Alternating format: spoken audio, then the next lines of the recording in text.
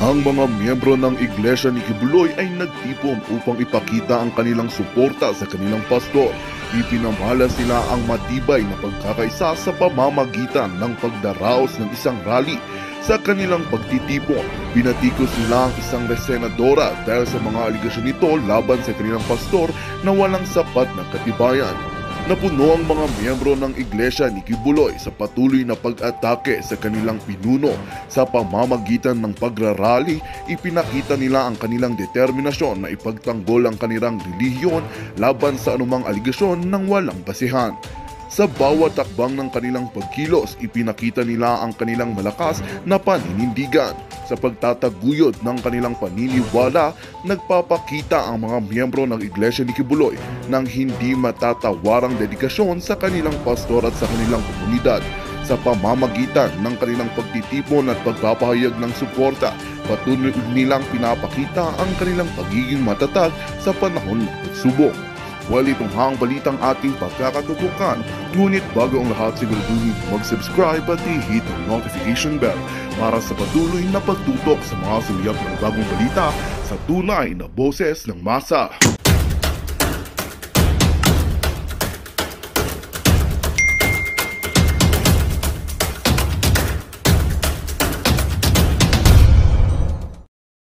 Kung meron man kayong alam na inutangan ako, inaskam ko, paki-submit po ninyo ang inyong claim sa small claim dito sa Court ng Canada. Kasi meron mang small claim dito. Meron mang large claim. Small claim is between, sabihin mo na, 1,000 to 5,000. O ang big claim siguro mga milyones. But never one of them went to the court because they have no evidence na nagnakaw ako. Okay. So wala pong kaso sa inyo sa small claims court dyan sa Canada. Wala rin pong kaso laban sa inyo sa korte dito sa Pilipinas. Yan ang hindi ko po alam, pero so far wala man po akong naratanggap na subpoena or ano man po, wala man po. At siguro pag may natanggap kayong subpoena, mag-a-appear kayo, ano? For sure po. Kasi wala akong kasalanan po eh. Bakit ako magtatago? Wala naman akong kamalian. Maganda po yun. Maganda po yun. Opo, pag may subpoena, opo, pag may subpoena at walang kasalanan, lalong mag-a-appear. Yes po. Okay po. Malinaw po yun. Ngayon po, Sir Dindo, pwede nyo po bang ipaliwanag itong dokumento sa amin? May ipa-flash po kami sa screen. Dokumento mula sa Canada. Sorry? Particularly mula sa CRA o yung Canada Revenue Agency. Opo. Hindi pa man po siya nag-appear po, ipaliwanag ko na po, Madam kahit Chair. Sa amin, ipa-flash pa lang po. Opo, thank you po, Madam Chair. Noong pong ako'y kinuha nilang Executive Director noong 2016, sa kasalukuyan na po silang lumalaban sa ganyang problema. Kaso hindi nila alam kung paano harapin. So ngayon po, hinire po nila ako kasi meron man po tayong konting kaalaman din. So sabi ko, sige, tulungan ko po kayo. So tiningnan ko kung ano talaga ang issue. Ang unang issue, bakit pinadala ang pera sa isang proyekto na ang proyekto tapos na. So question ito ng CRA. Ako mismo ang nagpaliwanag din. Hindi pa ako nagpaliwanag, kundi tinanong ko itong particularly po si Rose Di Magnaong na in charge sa CGF diyan sa Pilipinas, pumunta sa Canada, tapos pinaliwanag nila sa akin kung ano talagang case. So yung tubo ng mga binibili nila, kung sa baga, dinasusan daw ng KOJC, kaya po pagkatapos ng naging official na ang CGF sa Canada, kumuha ng pera ngayon at pinadala doon. Which is, hindi ako nagkamali, is 44,000 Canadian dollars just for pipings. Pipings lang po ito. Kaya napakalaking pera ang napadala. So ibig sabihin po, Sir Dindo, 2016 pa lang, may duda na mismo itong Canada Revenue Agency sa Children's Joy Foundation. Yes po. Yes po. Okay. There has been a lot of violations. Actually po, violations po talaga. Hindi lang po siya yung duda, kundi po violation that are being stipulated that you have violated these laws, these charitable laws. This is what you have violated, which is I think 4 of the violations that they have made there. But we were not able to give a satisfactory answer. It's because when I was there, I tried to change the culture. Kasi the culture is whenever Pastor Apollo Sikibuloy will say, I need this, they have to send it kahit na walang project. So sabi ko, hindi natin pwede gawin yan mga kapatid. Ayon sa alintuntunin ng Canada Charitable Laws is gumawa muna kayo ng proyekto, makipaggawa kayo ng MOA agreement, then sabihin nyo magkano bang funding, pagkatapos ng funding, padala natin. Hindi lahat muna ha. Kasi sa kanila, palahat talaga. Ipadala natin unti-unti as the project progresses. Right. So, hindi yung tapos na yung proyekto. Opo, dadalaw mo na yung taga-Canada, o kumusta na yung project ko? O, sige, ipadala namin yung sunod na release para na matapos nyo. Ay, hindi po diyan sa kanila, hindi. Labas mo na si pera. Wala ang project. Doon po ako nagtatanong. Parang ghost project. O, pero in fairness naman po, nung ako po'y humawak dyan at kasama ko si Rose Di Magnaong, kasi nakita ko po sa lahat ng administrator niya po, in fairness po si Rose Di Magnaong, yan lang po nakita kong administrator na makatao, na tutupong nakitang makadiyos, na maganda makipagrelasyon.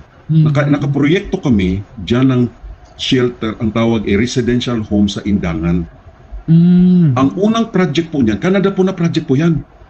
So yung project po na yan is 1.4 initial doon sa una naming pagtingin sa proyekto. 1.4 lang po. Pagdating ng naitayo po yan, mayroong pinagiba po si Pastor Apollo Sikibuloy. Kasi hindi niya nagustuhan ang struktura. Ganyan po yan si Pastor Apollo Sikibuloy. Once hindi niya gusto, kahit na dugot pawis ng tao ang ginamit sa project na yon, ipagiba niya. So pinagiba, naging umabot po yan ng 1.7 Canadian million dollars ang project. Wow. Diyan sa Indangan po yung 4-story na building. Ito po ba yung subject yung nakita nating 2016 Notice of Intention to Revoke Accreditation or Yes iba po, pang proyekto? Yun po yung subject Hindi po. nung Yung project po, iba pa. tapos na po yung project. Tapos na. Yan pong pagsara, Sa Indangan. mayroon pong intention pero sinara po sila nung ako'y umalis na. Okay. 2021 So yung na po. 2021. So yung Notice of Intention to Revoke 2016, talagang tinuloy na yung pag-revoke. Yes. 2021. Alright. Pero umalis po ako sa kanila sa CGF 2019. Pero naka-address pa rin sa pangalan ko yan, even though sinabihan ko ng CRA, I'm no longer connected with them. Okay. And then, Sir Dindo, nakwento nyo rin po sa staff ko yung mga marriage scam. Yes. Maari nyo po bang ikwento iyan sa komite? At kayo ba mismo ay, kayo rin ba nakaranas nito? Yes po. Yes po. Ang nangyari po kasi, Madam Chair, nung ako'y na-convert noong 2012, yung aking pong, actually girlfriend ko siya pa noon, nagpunta ng Hong Kong. So mayroon akong 2 children na napadala sa Davao. Nag-request ako na padala sa Davao noong 2012. Nitong 2013, may lumapit sa akin kung pwede, kasi citizen na po ako ng Canada noong time na yon. So sabi nila, pwede ba Brad na ganito? At unang-una, binigyan mo na ako, Brad, dito sa Kingdom, obedience without questioning. So sabi ko, siyempre ang mga anak ko nasa Davao na, nung pagkasabi sa akin na pwede ko ba daw pakasalan kasi mapapaso na yung visa. Actually, medyo nahirapan ako kasi ang dami na nag-alok po sa akin may 20,000 hindi galing sa kanila, tagalabas pa lang. Mayroong galing sa Spain, sa Mexico, may nag-alok sa akin outside to sa Kingdom. Hindi ako pumayag. Dito sa kanila, libre na nga. Pagkasabi nila, siyempre naisip ko, nandun yung dalawang anak ko, parang utang na loob ko ito. Alam mo yung utang na loob talaga? Hindi na nagkakamali ang Pilipino sa utang na loob Yan tayo nagkakamali sa mga desisyon Paano kaya? Sige, mag-uuna rin ako. Nag-uupo ako. Pinakasalan ko po yung babae na para kami lang naglalaro doon sa kanilang kapilya. Naglagay ng plastic na bulaklak, kunwari, ni sa pisgi para kiss the bride. Then after that, legally po kami naging married. Kasi divorce po ako during that time. So after po ng legal marriage, Nag-isip na Sir ako kasi Dindo, sabi ko, naglalag po yung signal niyo. okay po. Okay po ba? Malinaw po. Narinig niyo po ako ngayon? Pag,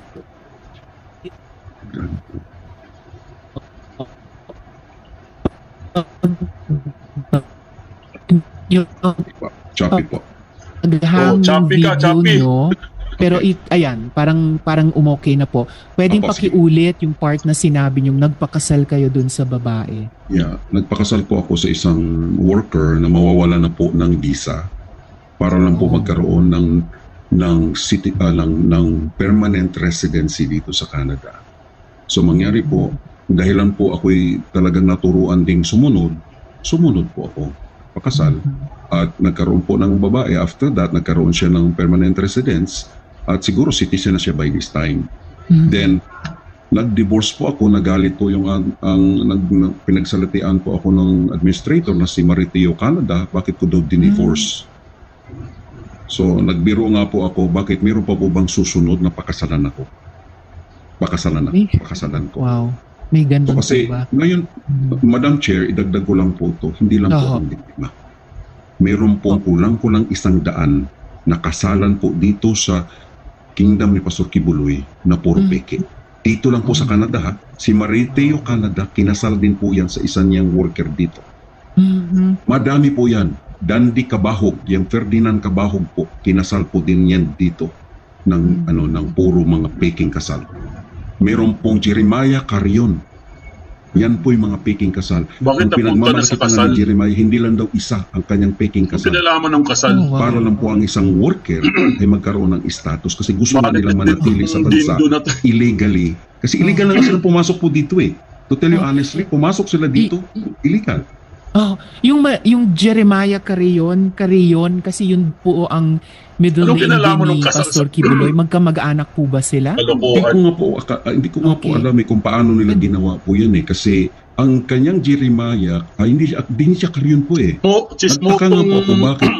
Dito pala, to eh. dito sa Canada, once ikasal ka, pwede ka mag-change ng family name in favor Puro of chismis na lang. whatever issue you want a family name is. Siguro po doon niya binago ang pagiging Carion. Nung nagpakasal siya kay Elizabeth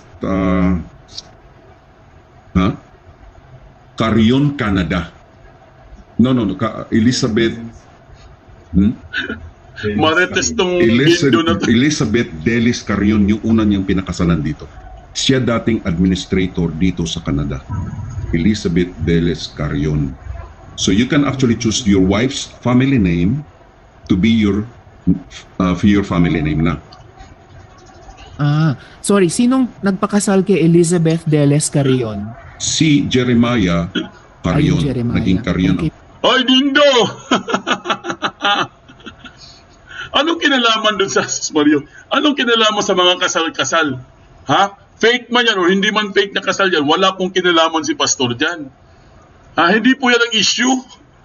Ang layo na eh. Marites talaga eh.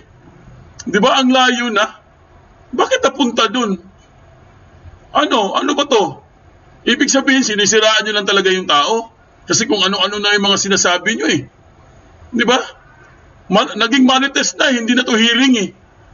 Ang bihira naman talaga itong mga to. Likely po. Most likely kung bibilangin mo Most yung likely. workers niya na wala ng status. Kasi more or less ang workers nung ako'y panahon na nandyan pa ako sa kanila. Kasi ako rin na nagtitraining ng mga workers para mapaayos ang kanilang operations. Kulang-kulang po 200 ang workers Okay. na pinapadala na either tourist or meron ng status dito. Pero ang may status na dito, yun na yung magiging leader tulad ni Dandy Kabahog. Yan. Ito po bang lahat ng na 200 workers na train nyo, na tulungan ninyo, lahat po sila ay pumasok sa marriage scam or yung mga kalahati, yung more than 100? Maybe lesser po ng 100. Hindi ko po Lesser. masasabing 100. Kasi during the time na nandun po ako, sa aking bilang lang po is already almost 50 na po eh. Almost. That was 2019. 2020, 21, 22, 24. So, and he has been doing that modus operandi all the while para nga magkaroon ng status yung mga walang status dito. Okay. Maraming salamat po, Sir Dindo. You're welcome Hopefully, po. pwede po kayong magstay on kung may dumating pang mga kasama ko sa Senado na maaari pong may tanong sa inyo. Pero ngayon pa lamang, maraming salamat po. And I'm sorry also you had to go through that painful experience. Salamat po. Sige po. Kasi Thank you, Sir naman Dindo. talaga. And Larong sinungaling. Alam nyo guys, paano naman napunta sa mga ibang usapan? Ang layo-layo na ng issue, di ba? Dapat nag-stick lang sila sa issue para hindi po tayo mawala. Yung isa nga, iba-iba nga sinasabi, ito naman. Iba din ang statement. Tapos ito may nahalata ako guys. Puro po ibang bansa ang kanyang kinuhang testigo. Puro mga ibang bansa. Wala nga silang takip sa mukha, wala nga silang alias, pero sa ibang bansa naman sila mga kaibigan. Wala din. Anong habol mo sa mga yun? Wala tayong jurisdiction doon. Hindi ba? Walang kwenta din to . Madam Chair, ma'am, for the update of the criminal case, is it okay if I defer to my colleague from the prosecution service? As to the extradition case, we'll just reply after Prosecutor Agnes has replied. Thank you, Madam Chair. thank you, Attorney Mergis. Attorney Agnes, you have the floor, ma'am. Yes, good morning, Madam Chair. With refers to the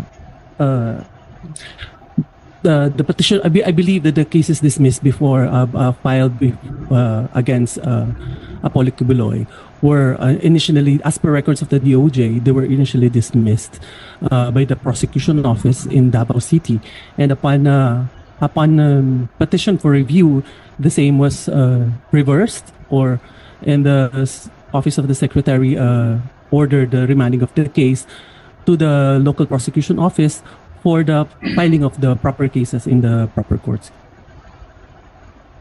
And these are cases for qualified trafficking and child abuse, is that correct? We understand, Your Honor, that this refers to the two cases, particularly the child abuse and the trafficking in persons.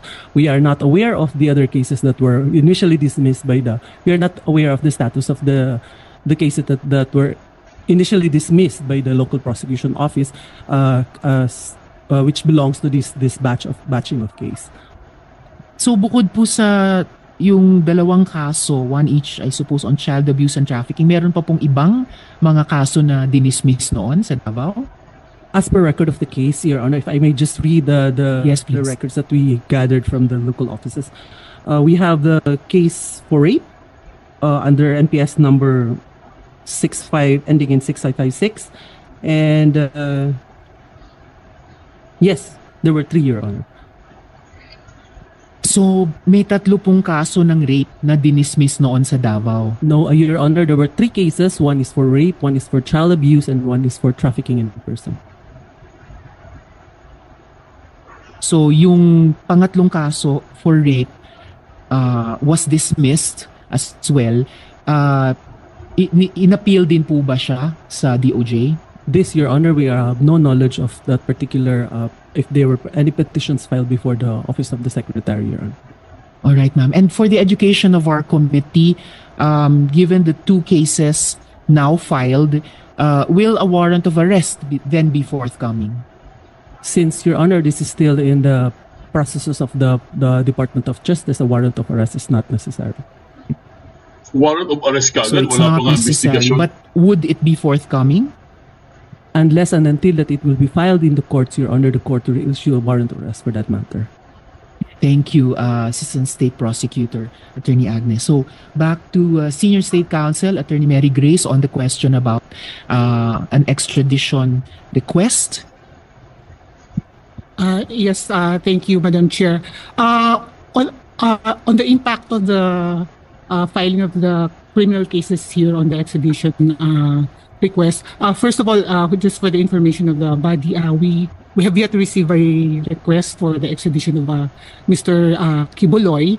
If and when we receive one, once the cases are filed in our courts here, under our Philippines-U.S. extradition treaty, the filing of a case is not a ground for refusal.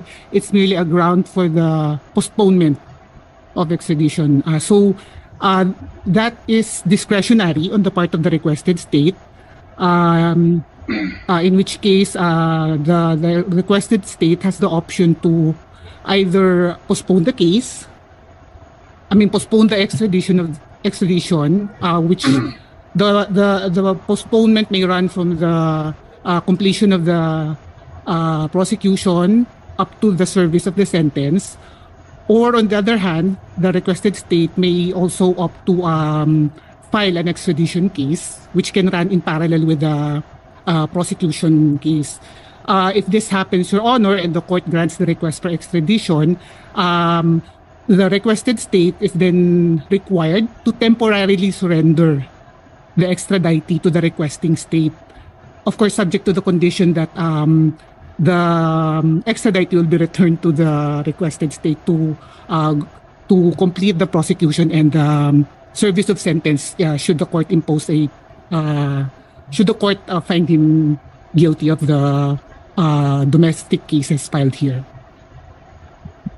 Maraming salamat, Attorney Mary Grace, for describing to us what may be the possible scenarios moving forward, whether unilaterally or parallel, given what may or may not be done under that treaty. And of course, maigi po at pinagpasalamat ng chair yung pag-aksyon na ng Department of Justice.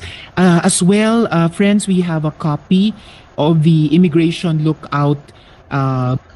Okay, kanina po mga kaibigan, bigyan ko lang kayo ng update. Kanina po, andyan po si Senator Robin Padilla, no? Tapos nawala po bigla yung na-suspend po, tapos bigla pong bumalik. Andyan po si Robin. Si Robin Padilla, guys, siya po yung nag-object kanina kasi nga iko-contempt si Pastor, no? Kino-contempt kasi ni Pastor, kaya nag-object po si Robin Padilla, si Senator Robin. Tapos maya-maya, guys, umalis na rin si Robin Padilla. So, ibig sabihin, mag-isa na lang po talaga siya dyan sa Senado. Wala na pong gustong sumama sa kanya, mga kaibigan. Iniwan na siya sa ere. wala namang ibang siya lang talaga mag-isa. Miss Reynita, no? Ano pong mga proteksyon ang pwedeng ibigay sa mga OFWs na who fall prey to these kinds of abusive activities? Is DMW with us today, Comsec? Wala sila. Mula sa DFA, Director Bernadette from the Office of Migrant Workers Affairs. If our OFWs fall prey to these abusive activities, what protections could they avail of po? Ma'am, in the first place, if the abuses start from here in the Philippines, the DFA cannot be involved in that. It has to be our own agencies like the DMW and of course our law enforcement agencies. If we're talking about if they are already abroad and they fall prey to these matters, again, ma'am, they can report to the Philippine Embassy in Singapore, more specifically to the migrant workers offices if they are technically OFWs. If they are permanent migrants, then they fall under the responsibility of the DFA, the foreign service part of the embassy. The MWO is a unit under the Philippine Embassy. However, if the activities, the illegal activities, are considered also being committed within the territory of Singapore, then the host government's agencies may also need to be involved. So there are many aspects to be studied regarding these cases, ma'am. But so far, we have not received any request for assistance from the OFWs or the permanent residents abroad regarding this matter. Thank you, ma'am. Thank you also, Director Bernadette. At saka at least narinig din po ni Ms. Reynita. And in fact, she presented herself to our Philippine Embassy in Singapore para swear sa kanyang video testimony kanina. Kaya salamat na rin po at the start sa ating embassy sa Singapore. And at least narinig ni Ms. Reynita na pwede pong humingi ng dagdag na tulong sa ating embahada doon kung sakali. Also, Director Bernadette, would the Philippine Embassy in Singapore be able to facilitate any assistance from the Singapore government's agencies to our OFWs like Ms. Renita and others kung hiningi po nila? Ma'am, we can always request and probably with the help of the Philippine government, the Singaporean government or any other government may consider this more seriously. However, being a different state, being a different government, we cannot guarantee what their response will be. Oh, very well taken po. Of course, hindi naman natin pwedeng i-guarantee yung gagawin o di gagawin ng ibang gobyerno. But it's enough to know na yung embassy natin has already assisted Ms. Renita na makalahok dito sa ating pagdinig, and that she may also request them for additional assistance. Ms. Renita, narinig niyo po yon yung sinabi ng resource person natin mula sa Department of Foreign Affairs na pwede pa po kayong humingi ng assistance sa embahada natin doon kung sakasakali. Yes po, Madam Chair. Actually po, matagal ko na po talagang alam, but in my heart, I really thought that yung mga tao pong na-involved talaga sa gawain dito ng Ministry ng KOJC, they're also a victim. And that time, I really don't know how to make a move. Kasi po, nung una po ako nag-testify, nauna po ako nag-testify nung unang-unang pag ko sa Rappler, ay sobra pong naapektuhan